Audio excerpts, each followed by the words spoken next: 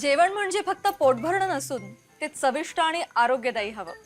म्हणूनच साई जीवन cold pressed oil बनवलंय सर्वोत्तम शेंगदाण्यांपासून. ना केमिकल्स ना उष्णता, झिरो कोलेस्ट्रॉल आणि ट्रान्सफॅट फ्री. प्रत्येक थेंबात शुद्धता, चव आणि आरोग्य. म्हणजेच तुमच्या हृदयासाठी आणि कुटुंबाच्या आरोग्यासाठी उत्तम. आजच साई जीवन निवडा, कारण आरोग्याला शॉर्टकट नसतो.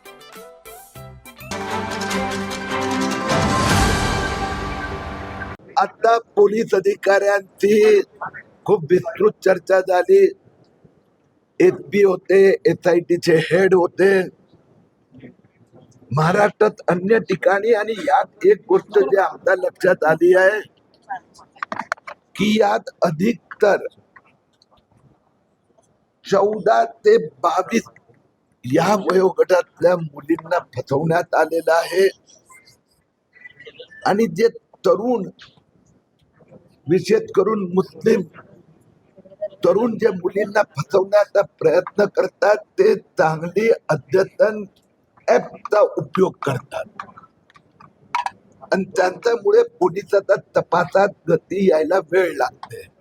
अशा अनेक ऍप आहे की ज्याच्या द्वारा मुलींचा संपर्क करायचा मी त्यांना सुचवलं आहे. की जे मेन कंपनी आहे, सर्व्हिस प्रोव्हायडर, मी मंत्रालयात पण या विषयात आज चर्चा केली आहे. वरिष्ठ अधिकाऱ्यांची, वरिष्ठ पोलीस अधिकाऱ्यांची, सायबर सेलच्या प्रमुखांची, की त्या एरियातून अशा प्रकाराचे ऍप आणि त्याचा उपयोग कसा केला गेला याची माहिती घेतली पाहिजे. कारण या प्रत्येक प्रकरणात, तो अमरावती असो की पुणे असो की मुंबई असो की कोल्हापूर, एखाद दोन व्यक्ती पुढे येतात, पण त्याच्यानंतर त्यांनी त्या मुलांनी मोबाईल टेक्नॉलॉजीचा, IT टेक्नॉलॉजीचा उपयोग करून मुलींना धमक्या देणं, ब्लॅकमेल करणं, फसवणं, फोटोशॉप, यात हे पण लक्षात आलंय की अनेक मुलींचा आई वडिलांना फोटोशॉप करून आता फोर्ज व्हिडिओ, फोटो पाठवून पण धमकी दिली जात आहे. या सगळ्यांचं महाराष्ट्र पोलीस आणि इथले पोलीस अधिकारी उपयोग करणार. आम्हाला खात्री आहे की हा इथल्या प्रकरणात काही डझन मुलींना फसवण्यात आलेलं आहे. 2-5 दिवसात तपासाला गती मिळेल. ती कोणकोणती ऍप होती, त्याची उल्लेख काही झालाय का? ते ऍप वरती बंदी यावी यासाठी तुम्ही आता मागणी करता? आता मुद्दा असा आहे की त्यांनी बऱ्यापैकी प्रगती केली आहे, पण सायबर सेल आणि नवीन ऍप याच्या संबंधी आता ते पुढच्या काळात आणखीन तपास वाढवित आहेत. त्यांना मूळ धागेदोरे मिळालेले आहेत. जसं पहिले एक मिळालं, मग दुसरी FIR आली, पहिले एक व्यक्ती सापडला, आता त्याला एक जोडीदार सापडला.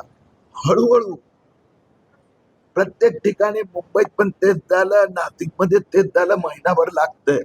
पण यात मी जे मूळ मुद्दा जे सांगितलं आहे, हे सगळ्यांची मोडस ऑपरेंडी एकच आहे.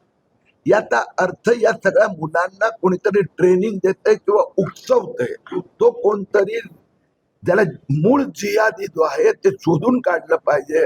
मी मुख्यमंत्र्यांना पण विनंती केली आहे की सिमिलरिटी अशी डेव्हलप होत नाही. कारण की एक अमरावती कुठे, कोल्हापूर कुठे, नाशिक कुठे, मुंबई कुठे, तर याच्या मागे मोठं षडयंत्र आहे.